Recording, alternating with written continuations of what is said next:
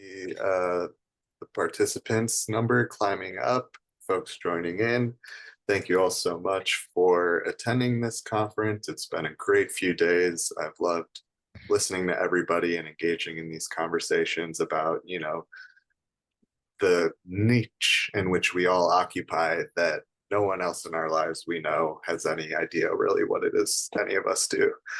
So to have that, recognition amongst peers and colleagues is very heartwarming.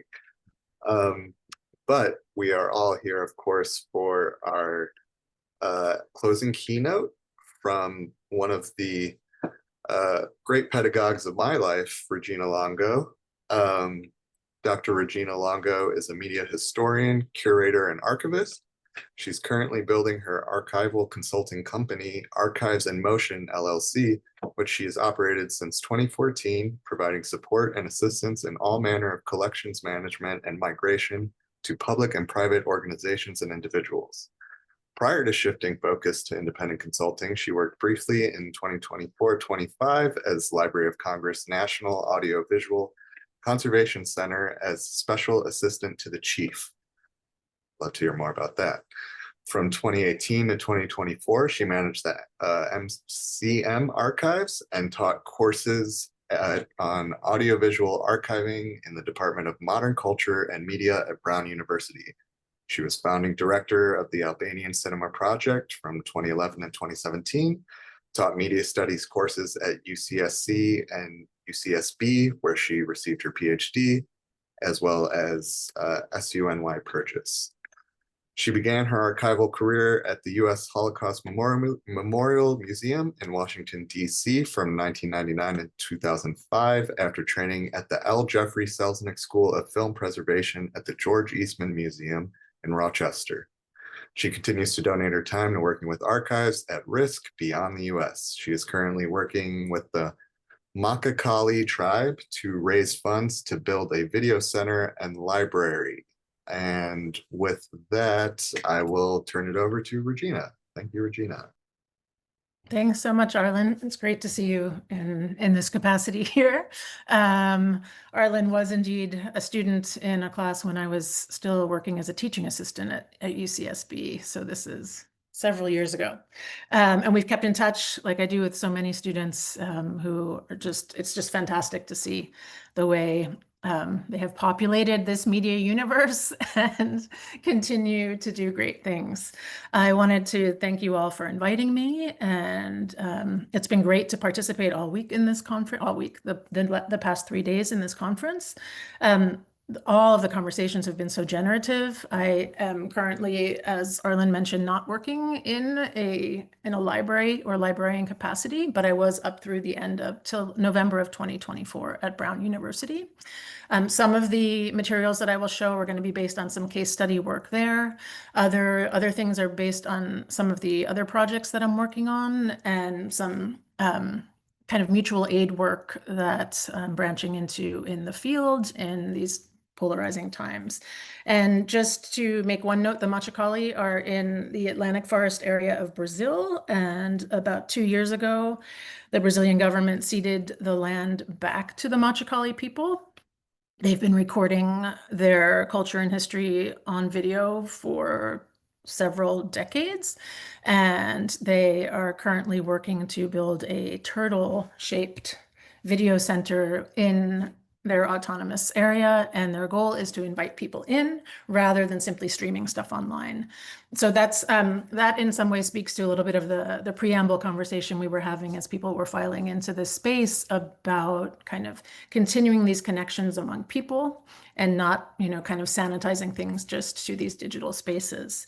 Full disclosure, I did use some AI for some of the slides, and I was, planning to announce that at the beginning of the talk. And as I mentioned again, in the pre-conversation, I tend to like to keep them to animated images, so it's pretty clear that these are fantastical creations of a sort.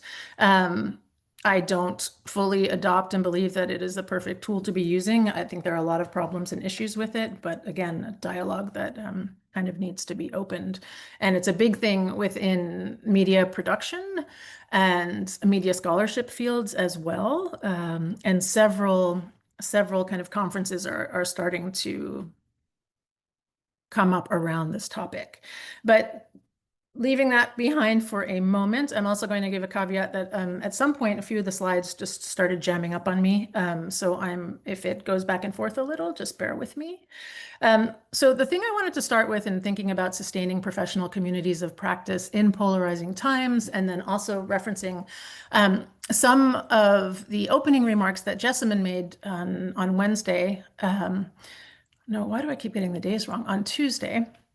I think it was really fantastic, Jessamine's talk that kind of opened things to really think about the space and the professional space in which we are working in. Some things that always come to mind when we think of polarization, I tend to, in spaces where people are contesting ideas and where there's a lot of tension, and that is our current space here in the United States, across university campuses, across public and private institutions. We're facing a lot of struggles and challenges in terms of funding, in terms of freezes on hiring, in terms of conversations coming from deans and other areas of faculty where individuals are seeking to not necessarily outright censor the work of faculty and staff who are there to try to keep access open and keep young minds open, but who are making suggestions that are encouraging a different kind of caution. I'll put it in those terms to be, kind of a little bit oblique. So things that often come to mind for me in these polarizing times, to kind of get through spaces where you are engaging daily in your workplace, in a classroom, in meetings, on your way to work, etc., with so many people who have so many different points of view. How do we stay open and in dialogue in these moments rather than shutting down? And also, how do we make sure that even as we're remaining open, that we can hold our subject positions and also protect ourselves, protect our students, protect our institutions, protect the things that we care about? So I tend to think of, sometimes there's these sort of cliches that come up. So I started thinking as I was preparing for the talk, people talk about fight or flight. People talk about these issues, basically saying we can agree to disagree, which is, I have to say, a phrase that I've never particularly liked, because that phrase to me stops a conversation, stops a dialogue, rather than allowing for something to continue. It's people going to their separate corners. I did a little bit of research. I think it was Patrick Nagel who was speaking about this in the last panel, where you kind of have to know a little bit about everything to be in this realm, right? To be the types of librarians that you all are. And I was interested in, where did this phrase come from, agree to disagree? Apparently, the most commonly cited source is the 1770 funeral, the funeral speech that John Wesley, who was an English Methodist cleric, gave for his friend George Whitefield, who was also an English Methodist cleric. Some people cite Whitefield as being the originator of the phrase that then is given to Wesley as having credit for bringing this forward. But their version of it apparently was agreeing to disagree on non-essential matters, not on the essential matters. So that's something I want to kind of hold from that. There are certain things that we need to let go of, but there are other things that are so vital and so important to our person, to our profession, to the work and the care that we put into things, that agreeing to disagree is not necessarily the way to approach things. Another phrase that kept coming to mind was, and this again comes from another place that one might not be expecting somebody to be speaking about in this particular moment, in this particular space, credited to G.W. Bush as him saying that he was a uniter and not a divider. And then by the end of his term in office, we understand something quite different. So it's really interesting to think about these kind of phrases that people put out there to kind of escape the conversations. And I'm encouraging everyone to stay in the conversations, express their ideas. I think everyone in this particular forum especially has expressed their ideas really well and differing points of view without any fear of kind of retribution. We know this is not always the case in the world at large, nor in our workplaces. So let's see if my slides are going to go forward on me, and they're giving me, there we go. So leaving those kind of pat, expressions behind, I did kind of make a little acronym here. One thing I like to think about, the type of work that librarians do in public institutions, whether that's a public library, a K through 12 setting, a university setting, et cetera. We are bridge builders. And I've kind of come up with some words for this sort of acronym: bringing relationships into dialogue to ground education and experience. And this means grounding your personal and professional education and experience and helping to ground that for the students in the communities that we serve. And I think it's so important to keep in mind that sense of openness, that the space that we can span, because there is so much that we can and do on the regular. And I've noticed so much of that at this conference this week. So we've talked about access in so many different ways, format support and obsolescence of different formats, and how people are carrying those forward.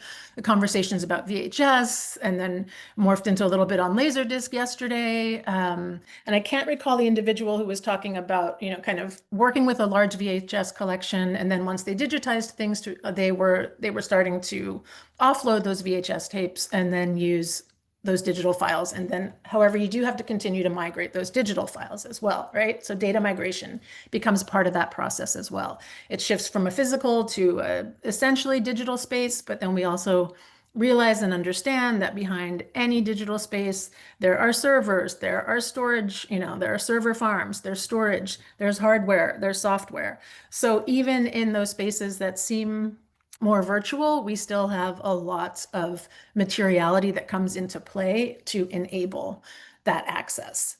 And then also this came up a fair amount today, and also came up yesterday, managing multiple content delivery platforms. And we heard our distributors talking a fair amount about that as well. So I don't know how many people have heard of the Book Sanctuary Project, which is a fantastic project across predominantly public libraries within the US, but it's also within some university library systems as well. Came about around 2021, 2022, as more and more book bannings were starting. And libraries were looking at themselves, so akin to kind of a sanctuary city for refugees, for migrants, et cetera. The Book Sanctuary was a place where, even if materials had been banned in a particular community, these libraries are actively working to ensure that access remains to this literature. And they're working with community officials. They're working in smaller kind of just community-based settings that have more to do with the individuals in the library or people living in communities rather than, say, civic leaders. But oftentimes these are coming together, and it's gained a bit more steam. Theaster Gates, who runs the Theaster Gates Foundation, he's an artist and public intellectual working out of Chicago. He's partnered strongly with the Chicago Public Library on this project. And I believe, really, again, in listening to all the conversations this week, the work that's going on in Video Trust to bridge physical and digital media to support institutions, faculty, students, lifelong learners, public library users, and any of the broader public who attend sponsored events, we are video sanctuaries. We're already doing that work. So I think it's really kind of important to keep in mind, again, in these polarizing times, all the good work that you are already doing and that you are keeping at the forefront, and the way that you're modeling that behavior within your institutions, and most importantly, for students. I think really, even if you are a subject area librarian who seems to be a bit more behind the scenes, not out in front of a classroom, and a lot of institutions, I know that librarians also serve as advisors to students on college campuses in their first year before they declare their majors, et cetera. This happens across a lot of college campuses that I visited. So librarians also have a role in sharing their experience beyond providing information for others to use and share more broadly. So really kind of thinking about the way that you are saving media, migrating media, sharing your ideas about resources. Somebody mentioned in the last panel also that, a professor comes asking for a particular title that your institution is unable to access. And instead, you've got a list of 25 other titles that are related to that subject area, or even very specifically on that topic or on that individual that they're seeking. And then they're blown away by all that is there. So this notion of media literacy, I think one of the really important things to do within our institutions is to provide that literacy to the faculty. There are many ways in which they have an idea about what they want and what they need, but even faculty who grew up using more kind of standard library catalog systems and have a greater sense of physical media have forgotten how to access these things and want everything at the click of a button as well. Of course, this also has to do with the fact that librarians, faculty, students are having everything thrown at them in these ways that it's too much. It's overwhelming. We want too much, too quickly. We're not given time to absorb things. Class sizes are increasing. Teaching assistant positions are decreasing. So things like this that really make it more difficult to deliver the kind of education that one would want to deliver in a particular space. But again, these media literacy kind of sessions, and I think it was somebody, I think, was it Monique who mentioned doing this for faculty as well? Really important to kind of get the faculty in, sometimes before you get the students in, to understand all that the library has to offer. Kind of one thing that I started to do with the faculty in the Department of Modern Culture and Media was kind of give them an orientation before I gave the students an orientation. So just faculty, not really putting anybody on the spot, but just saying, hey, this is what we've got. So showing a sense of openness. And then when they would see that, they would also understand all the levels of complexity that go into delivering that content. And it also created a kind of a different way of bridging that relationship between a content provider within a library setting and a faculty member who's trying to deliver something on a different type of schedule. And I really do believe in the same vein that the work that librarians do is lighting the way in dark times. And we can't sugarcoat the fact that there's a lot of ugly things going on right now. We can't focus only on that either. So in this idea that I have about staying open and staying in conversation with people, we also still have to, again, protect ourselves and protect our personal and emotional space. So maybe one of the solutions is to take one day a week where you can stay open to these kind of conversations, and other days where you know that you need to protect yourself and put up your fortress in a way that's going to allow you to do your work, live your life, and protect yourself as well, to make sure that you are looking out for you. So as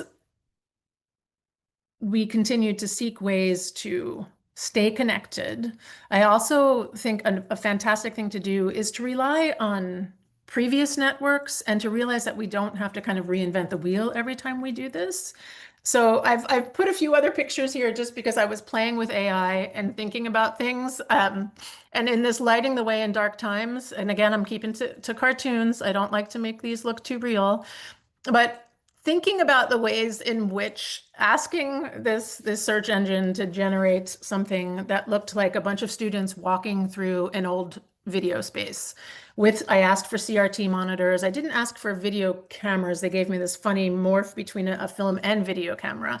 And I'm using these images also, again, to call into question some of the quick ways that people might want to work around making material available. And I'm using the kind of AI extrapolation of this to talk about what I just mentioned earlier about faculty wanting something at the push of a button, a user wanting something at the push of a button without understanding the processes that take place behind that. So much of my teaching for professionals in the field, and then also for students just entering into any field, because not all the students I taught were media studies majors, is understanding what it takes to get something delivered that you can look at on a screen.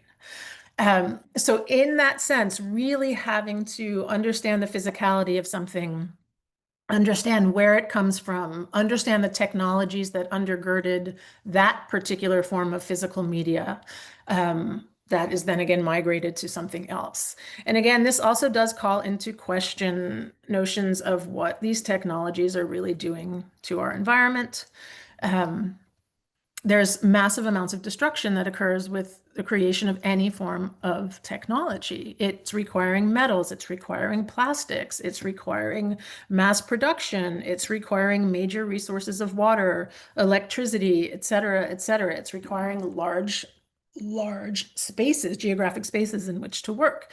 So all of these things kind of present these challenges that we don't tend to think about when we're delivering or when students are sitting watching a film, they're just kind of watching this film and not thinking about everything that went into delivering that content to them.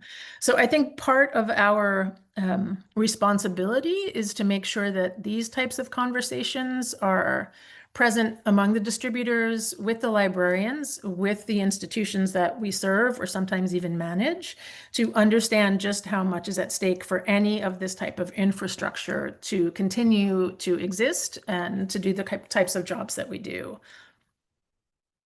So one example I like to share of kind of bridging this, and I think, was it Matt who was talking about this in the last session, what he's doing and setting up his kind of video store in the lobby. So I started this when I was at Brown University because I was managing a film and video archives. And these are two of the students who were working in the collection with me, Izzy and Colby. And Izzy, who is the woman in the photo, she actually designed the Videotech logos and signs and promos. So we had this entirely closed video collection that was outside of the library. It is slowly but surely being integrated into the library's collection, but it was an academic department collection, actively used by the faculty for teaching. I was continuing to purchase a lot of stuff on DVD and Blu-ray, a lot of esoteric titles, because modern culture and media at Brown is known for kind of teaching more kind of esoteric titles. And as a result, sometimes, the smaller boutique streaming platforms, many of you who are here at this conference, you're working with more of these titles that are potentially more obscure, not as readily available.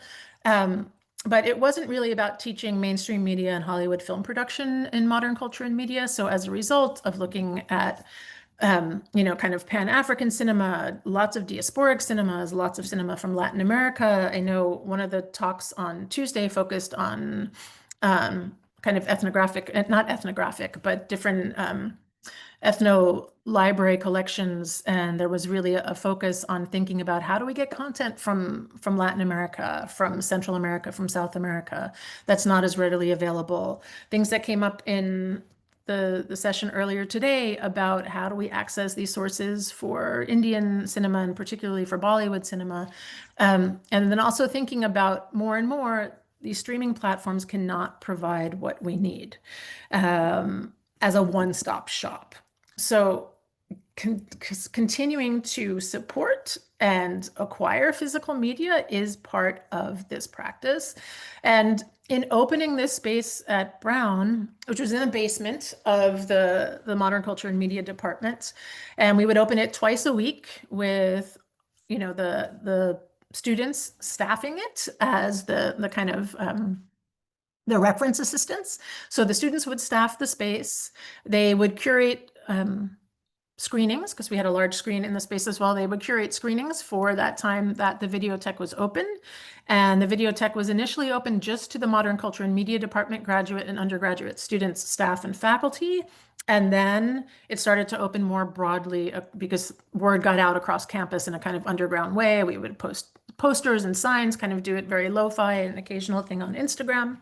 And people would come in and they could sit and they could watch things on Laserdisc, they could watch on VHS, they could watch on DVD, they could even stream content.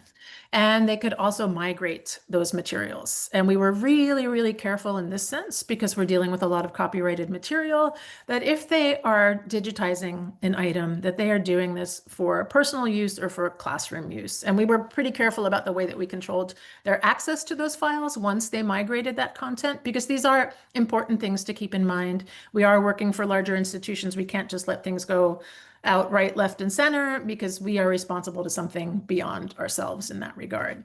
But understanding, again, what it takes to make these materials available, and then the opportunities come up for communication, to foster community, to open a different kind of dialogue around media use, media access, and being able to, a lot of libraries have open stacks, but a lot have closed stacks, right? So you have to call up a book, you have to call up a video, it's in an offsite storage facility, et cetera, et cetera. So open stacks really allow a type of browsing that I remember in my undergrad at Berkeley, when they opened the stacks, I was there in the early 90s and they had just opened the stacks after they had been closed for quite a while.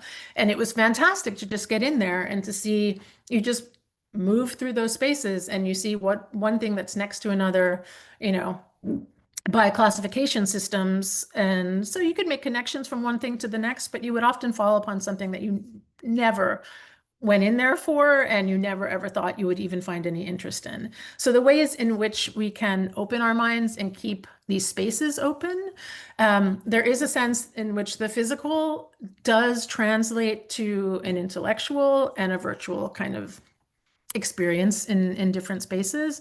So understanding that we are not disconnected from our own physical selves, from these physical media, and then from the stories that we are absorbing as we're screening this content.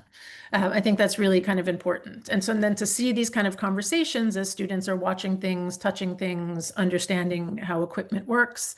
And the same as Matt was doing, they could check out equipment as well. So they could check out players, they could check out VHS tapes, they could check out VHS tape cleaning heads, all these kind of things, so that they could kind of make this work in their environment, or just choose to use the video tech for that as well. But again, thinking about the ways in which letting people in, even people who may have different ideas, different ideological points of entry, letting people in, you often find that, particularly in the settings that we're working in schools, and in public libraries that are about expanding one's understanding of the world, if you make that space and create that openness and people come in, they will start to understand that there are always going to be so many different subject positions. And perhaps it's not as scary that, a video about trans people lives next to a video about MAGA culture. Perhaps that's not the scariest thing in the world if they're sitting on a shelf next to each other and you get to screen both of those at some time. There are just ways in which, if we continue to censor or shut things down, then we don't allow that expanse, and we don't allow for the individuals to explore these spaces.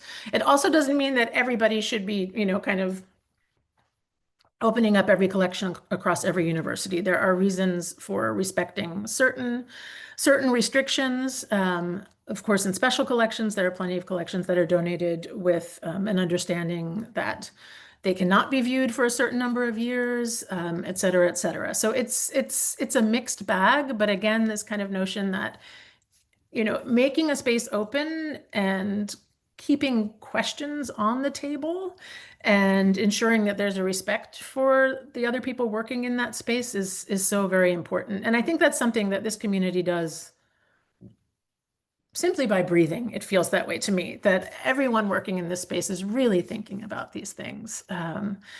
So I'm going to skip that one. I did want to make a plug. I'm not at Brown, but I did love being there. And if anyone on this thread today is seeking a new job, I worked really hard while I was at Brown to transition my position out of an academic department and into the library. Yay! So it is now under the auspices of the library. The slides will be shared after this, so you'll have the link to this. So the Film and Media Studies librarian position, I think the salary range is from 80 something to 120. It's a grade 11 position. Still has a teaching component within the Modern Culture and Media department. So it's a subject area librarian for film and media studies with a 1 semester per year teaching component.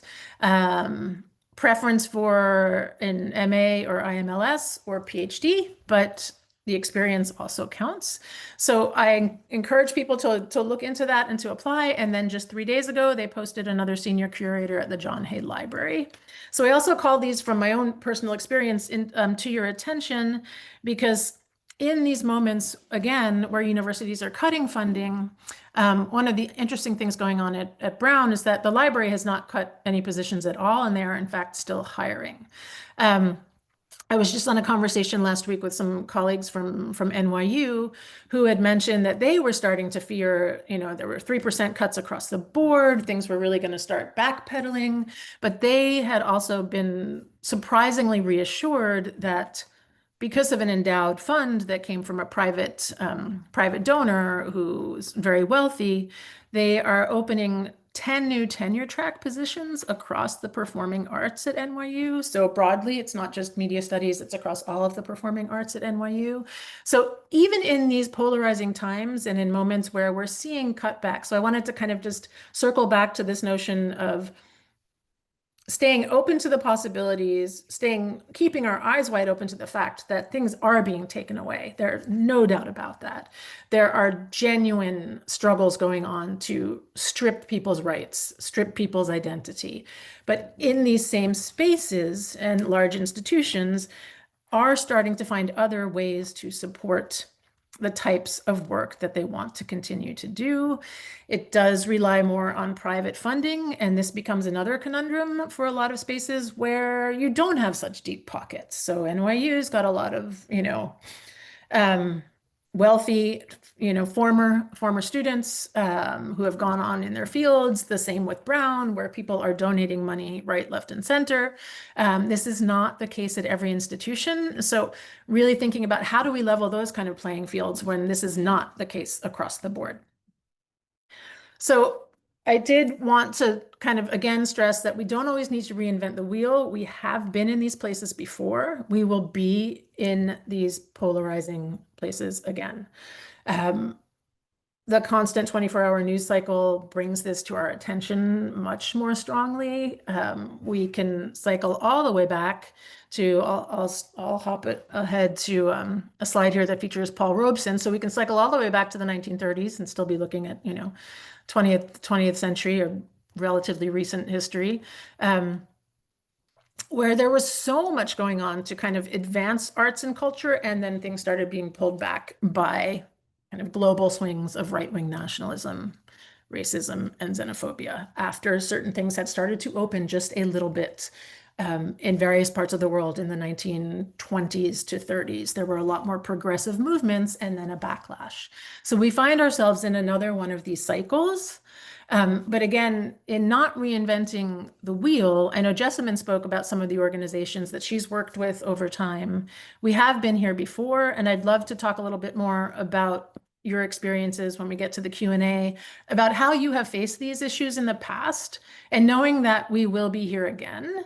And this is, again, where I think the role of educators and librarians is being able to impart some of this to the end users.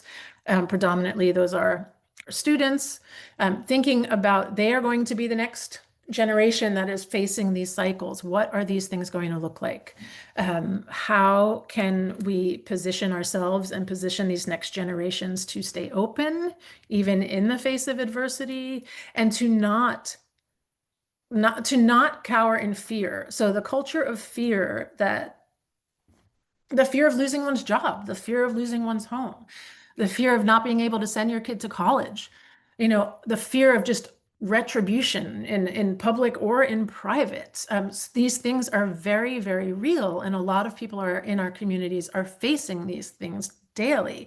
So I do not in any way wish to make light of or suggest that everybody should be out there waving a flag. I think each person has to do a part in a way that works for them. And again, I think that the work that this group of individuals here in Video Trust and what you do at your respective institutions is already doing so much of this. So I also want to just kind of make that constant reminder that you are doing the work and you don't have to be out there as a mouthpiece. You don't have to openly express your political beliefs. The way that you move through a space and the way that you acknowledge other individuals at a one-to-one human level can do just as much and sometimes more. It's hard to be in a fight all the time. You know, it's tiring on the body, it's tiring on the heart, it's tiring on the mind. So sometimes we're going to retreat into those spaces. One of the guys I used to work with at Brown, he said, "Oh, just close the door, go in. We've got a great Technicolor, print, scope, 16 millimeter print of XYZ film. Just close the door, put on that film and watch it." Just like let the world melt away. So some ways in which we even, we need to protect ourselves in those spaces as well. And I just love to think of him talking, kind of saying, "Oh, I'll stay late one night and I'll just, I'll watch 3 films just to, kind of shake off the day," right? That's the benefit of being in these kind of archives and libraries where we have access to all of this media. Some people might want to run at the end of the day and have nothing to do with more media, but just remember, we will be here again. So finding these ways to, and again, looking at the organizations and the mutual aid organizations that already exist. I've got a few here and I have several of them hyperlinked, and then the slides will be shared. So Video Trust is doing this good work, the Society of American Archivists, and also through regional chapters. AMIA, the Association of Moving Image Archivists, that I've been very actively involved in for 20 plus years. The American Association of University Professors. It's for all university educators, so this definitely includes our community. It's not just people in a classroom on the regular.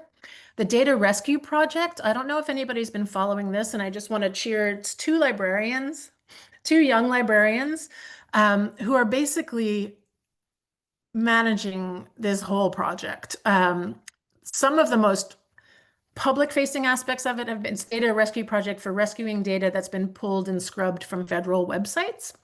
So they started with the National Park Service Save Our Signs project that was hosted at University of Minnesota.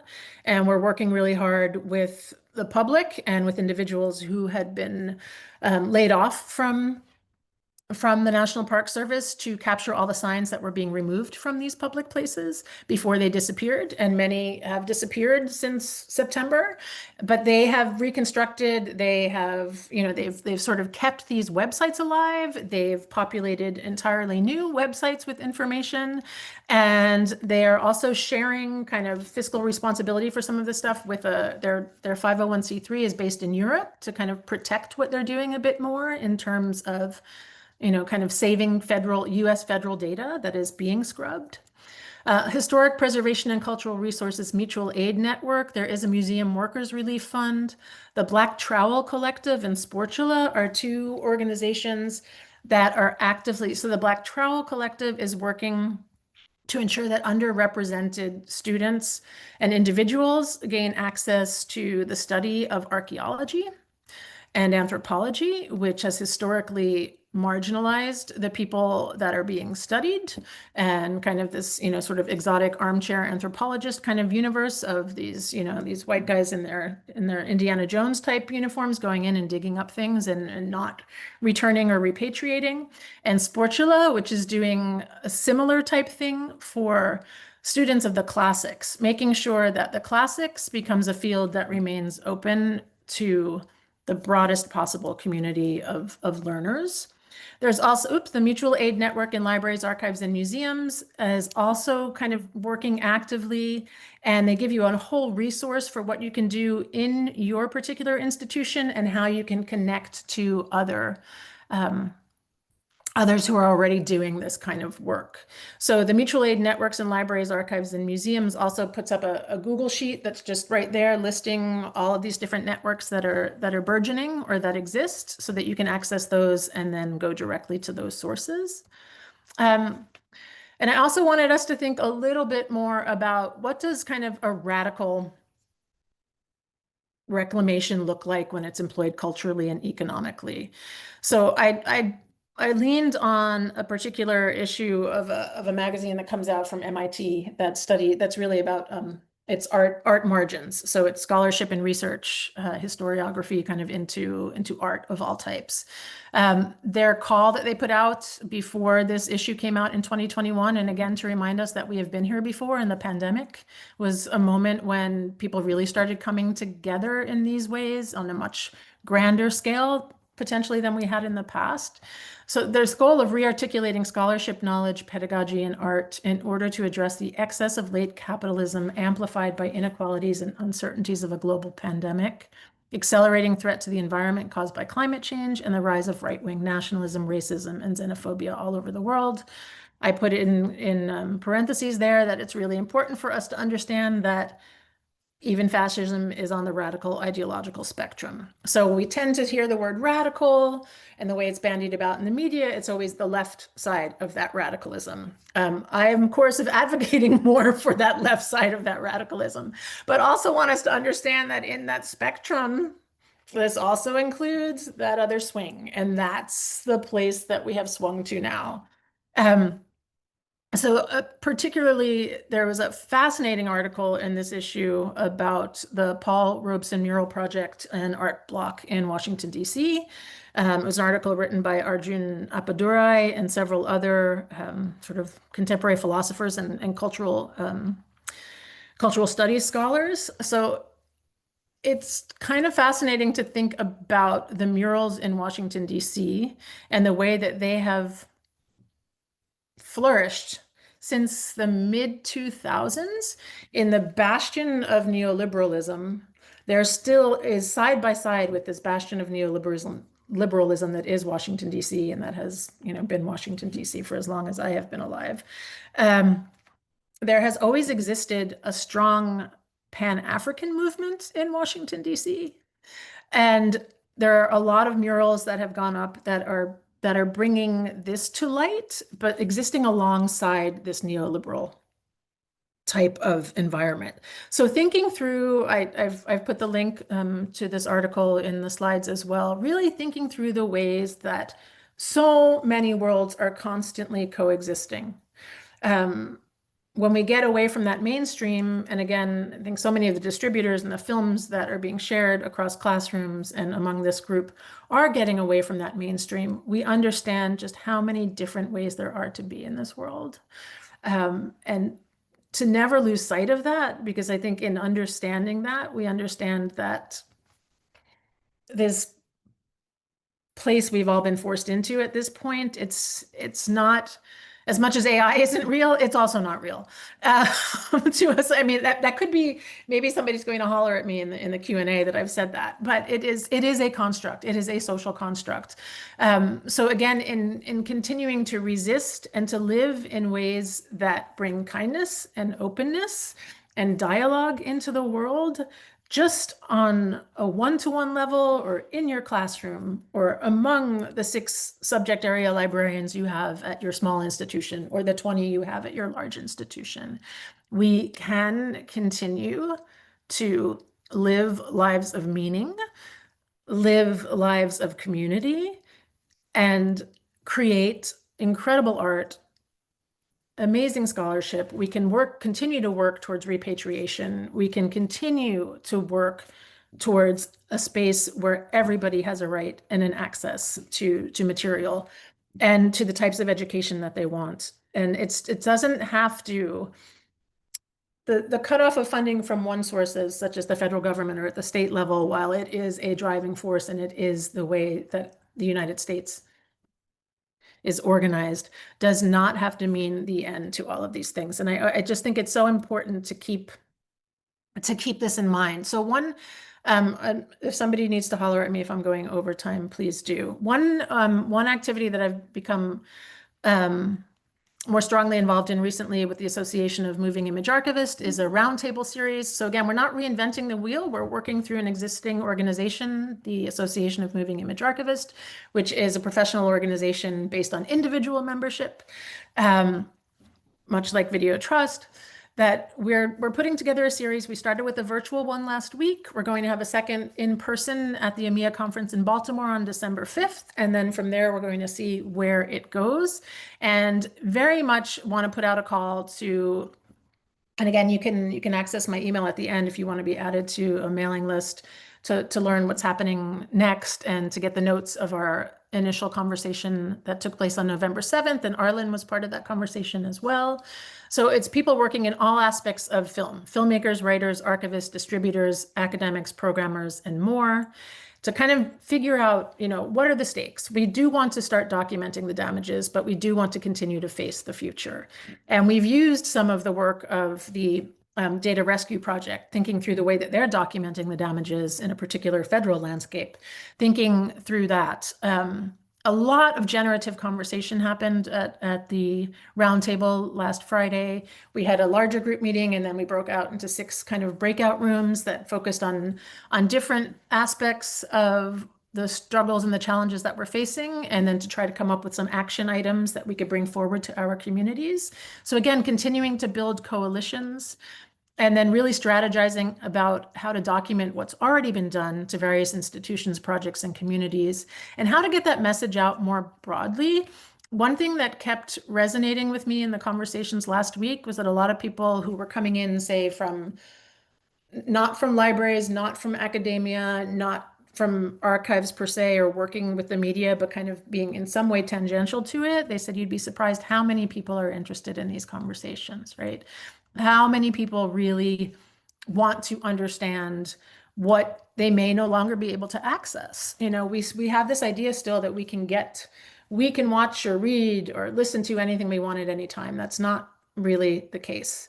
We understand that as content providers within library settings, but this sort of myth still kind of persists. So getting this information out there and really stressing to a larger community what is at stake if this information and these materials do not remain accessible is a big part of the question. And then, of course, threats to personal safety of people within communities. This includes immigration status, international travel, threats against individuals because of their gender, their religious or their ethnic origin. All of these things are extremely real. So thinking through, but again, do we need to reinvent the wheel to address these issues? I do think one of the best things to do right now is to work through some of the established organizations like Video Trust, like AMIA, and encourage to bring more people into these folds rather than trying to start a new structure, which then will get bogged down in more of the kind of hierarchies of any kind of structure and any kind of, sort of working system like that. So how do we stay nimble? How do we stay connected in these moments? And I just kind of want to leave it there for us to open to questions. I know I jumped around a fair amount. Some of it may make sense. Some of it may just sound like, I'm not a Pollyanna. I've been in this world too long to believe that it's all good. But I do believe in people, and I will always believe in people. And I want to thank you all for coming today and for listening.